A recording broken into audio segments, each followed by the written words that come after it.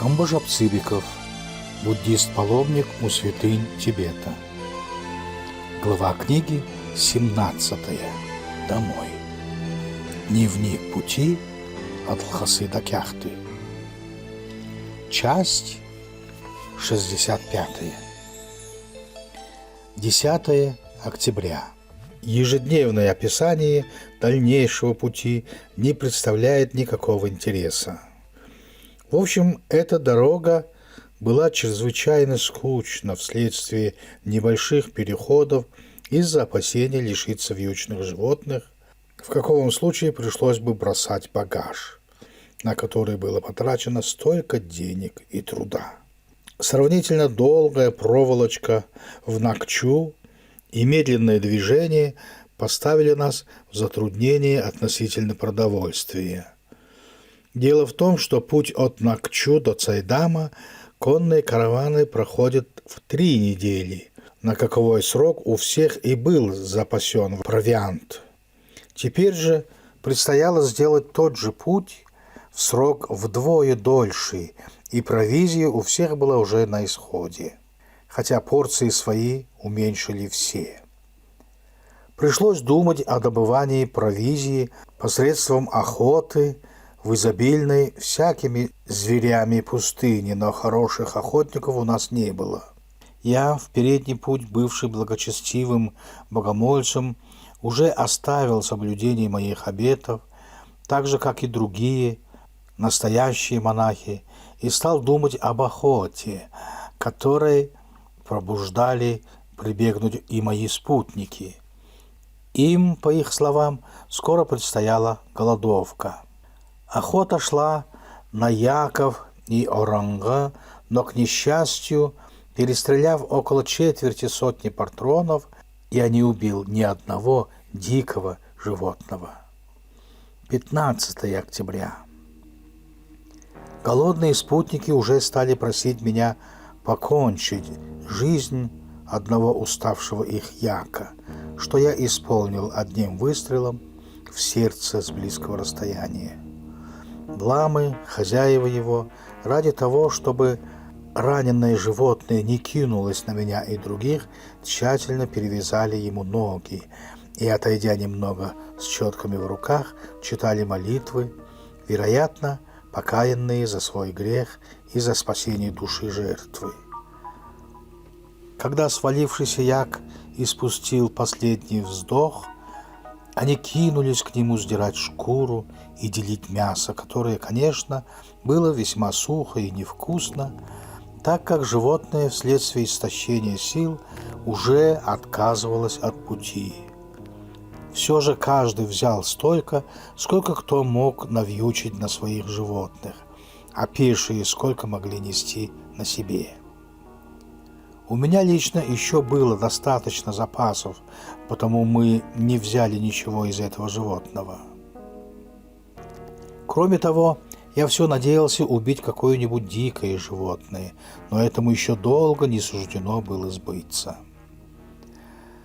Запасы мяса скоро снова у всех истощились. Я уже бросил надежду на удачу в охоте за яками и оранга, поэтому спросил у спутников, будет ли они есть мясо хулана, если я убью. Они, хотя и были монахами, коим запрещено есть мясо однокопытных животных, выразили согласие, говоря, что мясо его очень легко переваривается в желудке и потому весьма питательно. Вопрос этот я делал от того, что думал, легче всего убить хуланов, которые сравнительно смирны и имеют обыкновение обегать вокруг человека.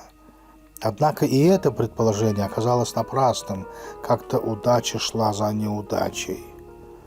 Только 22 октября была половина удачи, а именно, когда я ехал по обыкновению санамом в некотором расстоянии впереди каравана, и мы вступили в устье одного ущелья, то вдали показались 3 хулана, мирно щипавшие траву на берегу глубокого оврага высохшего русла реки. Было очень удобно подкрасться к ним по этому оврагу, что мы и сделали успешно. Когда я, спешившись, поднялся на край крутого берега, ближайший хулан стоял от меня в шагах в 30. Только страстный охотник может представить себе то ощущение, когда жертва так близко. Я, притаив дыхание, тихо направил на хулана винтовку, и через минуту грянул выстрел.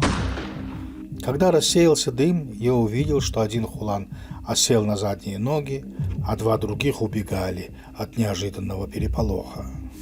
Я сообщил об этом товарищу, он быстро поднялся на обрыв, и мы вместе бросились к раненому животному.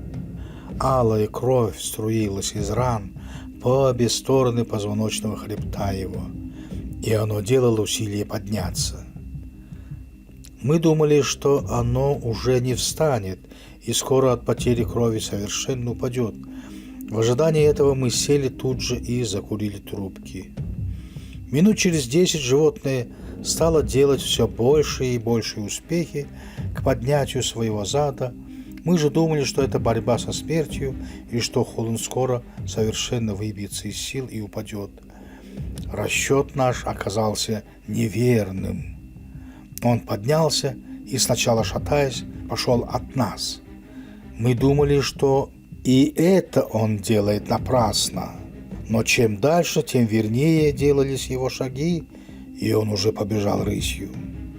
Тогда только мы убедились, какую ошибку сделали, не прикончив раненого. Когда нагнали нас спутники и услыхали о случившемся, доказательством чему были лужи крови, выразили большое сожаление, а один старичок, особенно просивший меня убить хулана, говорил, что род его недостоин милости. Порадовать спутников пришлось впервые только по северную сторону перевала Дунбури. Это было вечером 24 октября. Мы уже остановились на ночлег и, пообедавши, отдыхали сами, дав отдых, понятно, и своим животным. Вдруг прибежал ко мне в палатку один из спутников и сообщил, что к нашим несущимся якам подходит дикий як.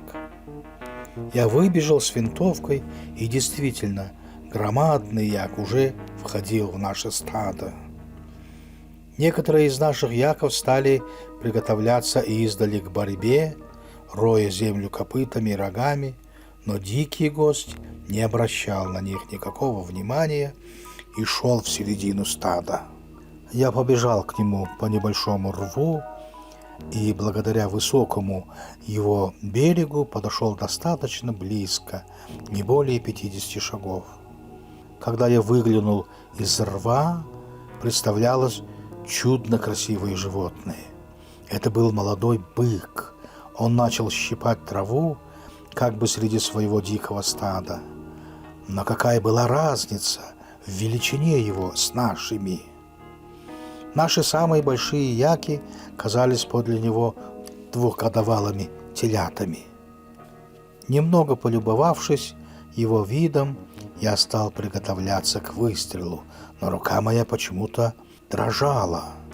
Страх ли перед такой громадой, которая могла кинуться на меня и при удаче поднять на рога, как щепку, или случай такого подпуска к себе действовал на меня, но я был в крайнем волнении. Сделал выстрел.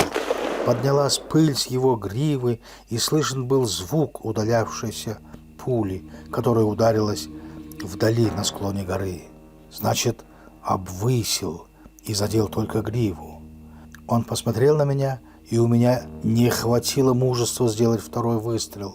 Животное кинулось наутек, и наши яки толпой побежали за ним, но не могли догнать и остановились.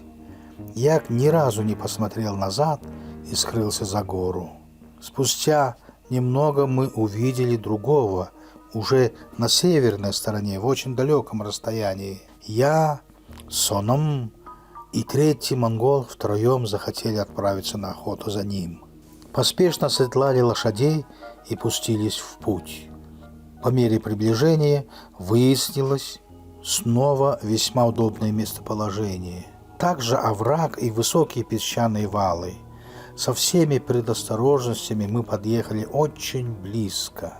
И, оставив монгола с лошадьми, я с Соном поднялись к верхушке песчаного вала и оказались на расстоянии сажен 40 от Яка. Это был также громадный бык. Он не знал, по-видимому, людей, потому не заподозрил нас и скоро лег.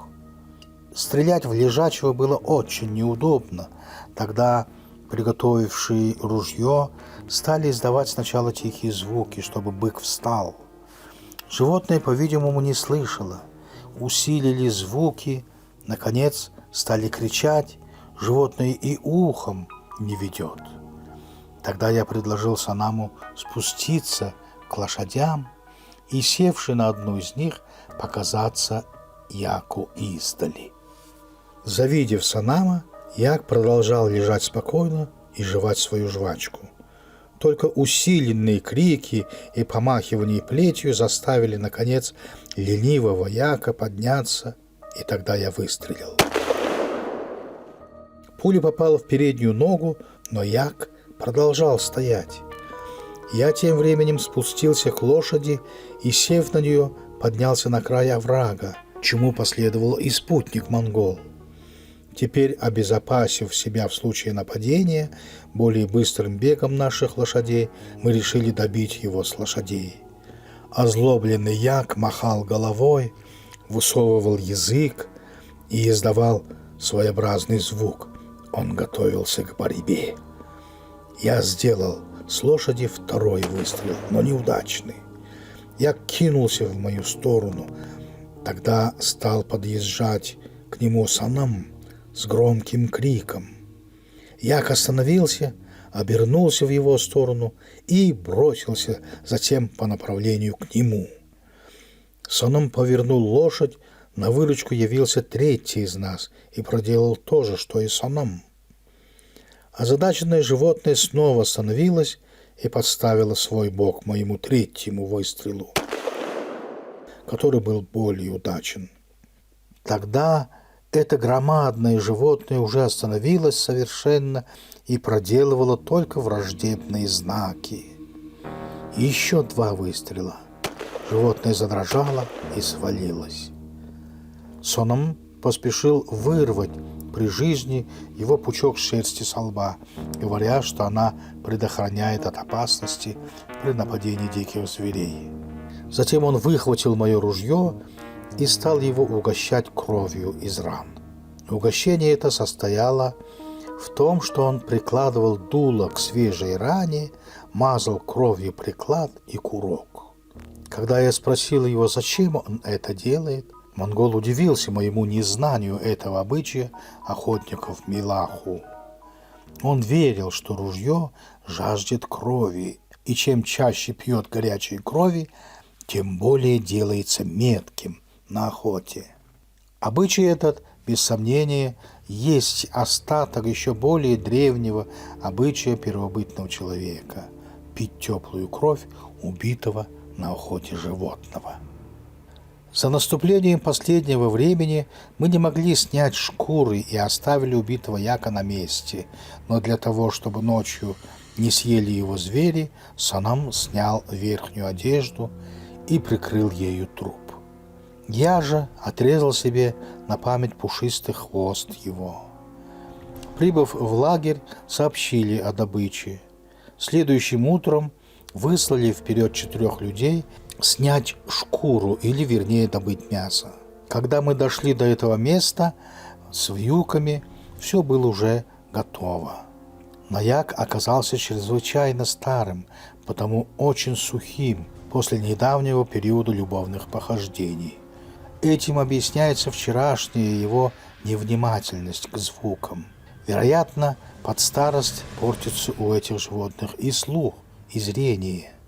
Все же спутники были рады добыче мяса и взяли опять постолько, сколько могли везти. Далее уже не было снова ни одной удачной охоты. Мы еле-еле двигались вперед. Животные уставали, Некоторые яки совершенно захромали, хромали и лошади, потому что цайдамцы не подковывают их. Многих животных пришлось побросать. Наконец, 3 ноября достигли местности Харанур, которая находится на юго-западной стороне перевала Нарин-Дзуха. Конец 65-й части.